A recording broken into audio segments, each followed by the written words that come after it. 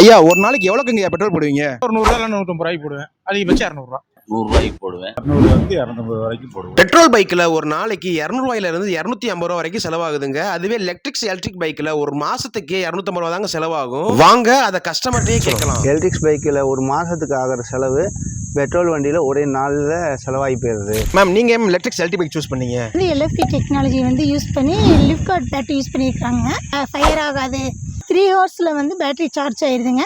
100 kilometre வரைக்கும் போய்க்கிறதுக்கு சௌகரியமாக இருக்குது. பெட்ரோலை விட இதை கன்வீனியண்ட்டாக இருக்குதுங்க.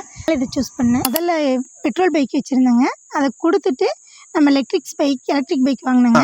ஆனால் ஏன்னா எலக்ட்ரிக் பைக் சூஸ் பண்ணீங்க? பெட்ரோல் கொடுத்து இது பண்ணாதனால தான் நான் எலக்ட்ரிக் பைக்கை சூஸ் பண்ணேன். எத்தனால் வேறு 20% அதில் வேறு கலக்கிறாங்க.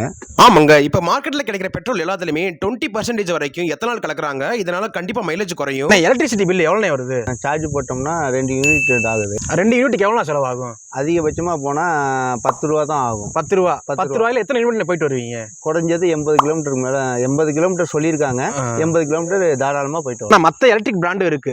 நீங்க ஏன்னா எலக்ட்ரிக் பிராண்டை சூஸ் பண்ணீங்க? இது இந்த கம்பெனிலேயே ஓன் பேட்டரியாக இதை அறிமுகப்படுத்தி வச்சிருக்கனால எனக்கு அது பிடிச்சிருந்துச்சு. அதனால் அதை நான் சூஸ் பண்ணிட்டேன். Electric showroom Dindigul to Trichy bypass வேலுமகாலுக்கு ஆப்போசிட்ல தாங்க லொகேட் ஆயிருக்கு.